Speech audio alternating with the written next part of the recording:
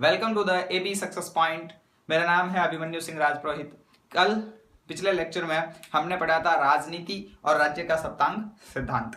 आज हम आगे पढ़ेंगे राजतंत्र और लोकतंत्र में क्या अंतर होता है, लोकतंत्र कहते किसे हैं और भारत में किस प्रकार का लोकतंत्र है, किस प्रकार शक्तियों का विभाजन किया जाता है। चलिए शुरू करते हैं। सबसे पहले मैं बात कर लेता हूं राजतंत्र की। तो राजतंत्र क्या होता है? शासन की तीन शक्तियां होती है बच्चों। एक है आपकी विधायिका, पहली है विधायिका, दूसरी है आपकी कार्यपालिका, और तीसरी है आपकी न्यायपालिका। शासन की तीन जो इकाइयां हैं वो है क्रमशः विधायिका, कार्यपालिका और न्यायपालिका। तो विधायिका जो है वो क्या काम करती है? कानून बनाने का काम करती है। कार्यपालिका का काम होता है कानून को लागू करना, और न्यायपालिका जो होती है उसका काम होता है कानूनों की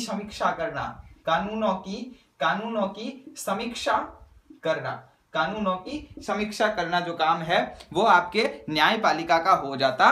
तंत्र में क्या होता है कि ये जो तीनों ही शक्तियां जो है एक व्यक्ति के अंदर जो है सीमित होती है और उस व्यक्ति का नाम होता है राजा। राजतंत्र में क्या होता है कि ये जो तीनों ही शक्तियां हैं विधायिका, कार्यपालिका और न्यायपालिका जो है ये तीनों ही एक ही व्यक्ति राजा के अंदर सीमित होती है, इसलिए इसे क्या बोलते हैं? राजतंत्र। राजा का जो तंत्र है उसे राजतंत्र कहते हैं। अच्छा, राजतंत्र के अंदर इसके पास कुछ मिनिस्टर होते हैं, जिस प्रकार वर्तमान में मंत्री होते हैं वैसे ही इसके पास भी मंत्री होते हैं, लेकिन इनका जो काम होता है वो इसको परामर्श देने का होता है। जो ये काम करते हैं अपने लेवल पे करते हैं, उसके बाद राजा की परमिशन लेनी बहुत ही जरूरी होती थी और राजा जो अंतिम फैसला देता था वही अंतिम फैसला माना जाता था। ठीक है, तो राजतंत्र तो ये हो गया। लेकिन फ्रांसीसी विचारक है, फ्रांसीसी दार्शनिक है मॉन्टेस्क्यू। क्या नाम है?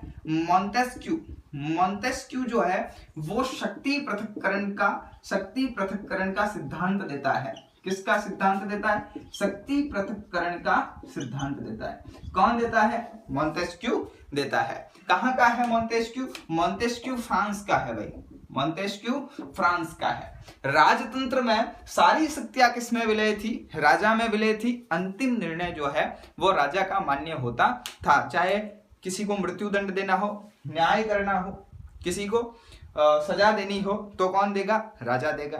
किसी कानून को बनाना है, कौन बनाएगा? राजा बनाएगा। ना वाद ना विवाद, सीधा राजा ने बोल दिया ये कानून है तो वो कानून है। तो विधायिका खुद कौन हो गया? राजा हो गया। कार्यपालिका लागू करवाने का काम सैनिकों को दिया जाता था, लेकिन वो किसके ऑर्डर से करते? राजा के ऑर्डर से करते। और न्याय भी राजा दे रहा है। तो तीनों ही शक्तियां राजा के अंदर निहित है। मॉन्टेस्क्यू ने कहा कि शक्तियों को क्या कर देना चाहिए? पृथक कर देना चाहिए। एक व्यक्ति के अंदर शक्तियां जो है वो सीमित नहीं रखनी चाहिए। इसलिए शक्ति पृथक्करण का सिद्धांत देने वाला कोई बंदा है तो वो आपका रह जाता है मॉन्टेस्क्यू जो है वो शक्ति पृथक्करण का सिद्धांत देने वाला व्यक्ति है। चलिए आगे देखते हैं। मॉन्टेस्क्यू ने शक्ति पृथक्करण का सिद्धांत दे दिया। अब आगे देखिए मॉन्टेस्क्यू क्या कहता है शक्ति पृथक्करण के सिद्धांत के अंदर? मॉन्टेस्क्यू कहता है कि शासक की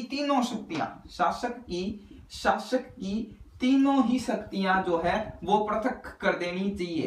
तीनों ही शक्तियां पृथक कर देनी चाहिए। क्यों कर देनी चाहिए? ताकि शासन जो है उसको सुचारू रूप से चलाया जा सके। शासन को सुचारू रूप से चलाया जा सके। ठीक है, ध्यान देना बेटा। मॉन्टेस्क्यू कहता है कि शासन को सुचारू रूप से चलाने के लिए शक्तियों को पृथक कर देना चाहिए। मतलब शक्ति एक व्यक्ति के हाथ में नहीं रहनी चाहिए। यह बात मॉन्टेस्क्यू कह के चला गया, फ्रांस का बंदा है। तो मॉन्टेस्क्यू की बात को मान के लोगों ने एक नए तंत्र का जो है वो आविष्कार कर दिया, जिसे कहते हैं लोकतंत्र। क्या कहते हैं? लोकतंत्र। किसने स्टार्ट किया? लोगों ने स्टार्ट किया। लोगों को क्या बोल दिया? लोग। और लोगों का जो तंत्र था उसे हमने क्या कह दिया, लोकतंत्र कह दिया। चलिए, तो लोकतंत्र क्या होता है, लोकतंत्र क्या होता है, देखिए लोकतंत्र क्या होता है। लोकतंत्र कहता है जनता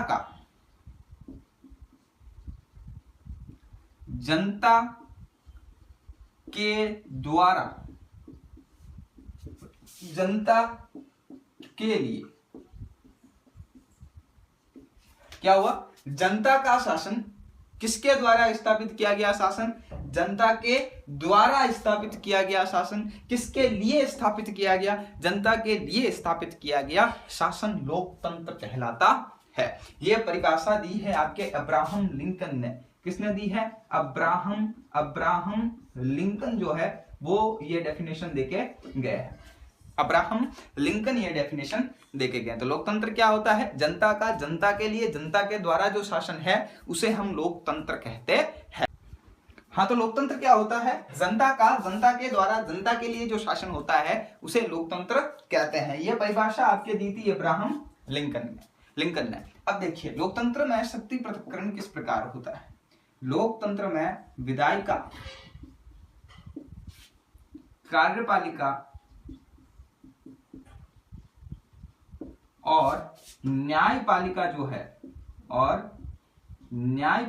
है ये तीनों ही एक दूसरे से अलग रहती है।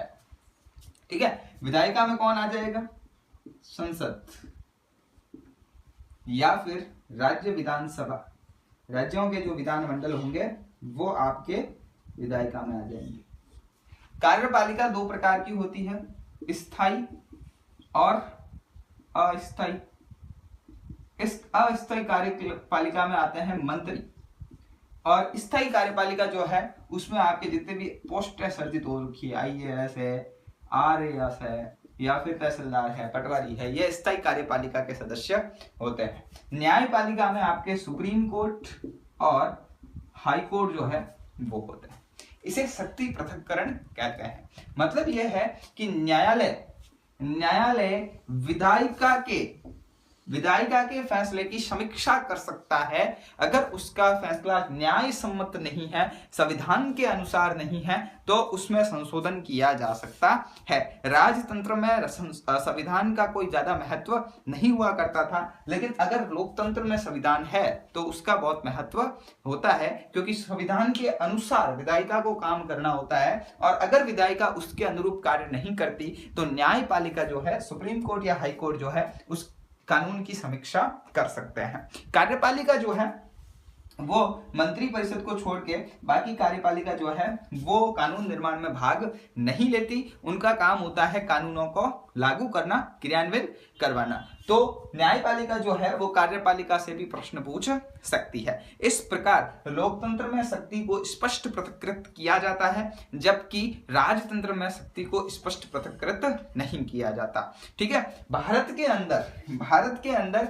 संसदीय शासन व्यवस्था है, भारत के अंदर संसदीय शासन व्यवस्था है, इसलिए स्पष्ट शक्ति पृथक्करण नहीं देखने को मिलता है। स्पष्ट शक्ति पृथक्करण देखने को हमें नहीं मिलता है, लेकिन फिर भी भारत में जो शक्तियां हैं वो बिल्कुल पृथक्कृत रहती है। स्पष्ट पृथक्करण नहीं देखने को मिलता, कारण है संसदीय शासन व्यवस्था। ठीक है, तो इस प्रकार हम लोकतंत्र को समझ सकते हैं। ठीक है, लोकतंत्र और राजतंत्र में इतना डिफरेंस है कि राजतंत्र में सारी शक्तियां राजा में विलीत होती है, जबकि लोकतंत्र में सारी शक्तियां जो है वो अलग अलग भागों में बटी हुई होती है, और जनता के द्वारा लोकतंत्र के अंदर सरकार चुनी जाती है, जबकि राजतंत्र में उत्तराधिकारी जो संबंध है वो होता है, उत्तराधिकारी जो प्रोफेशन होता है वो होता है। जैसे राजा का बेटा जो है वही राजा बनेगा। ठीक है, चलिए आज के लिए इतना ही। अगले लेक्चर में हम और कुछ राजनीति के बारे में पढ़ेंगे। धन्यवाद।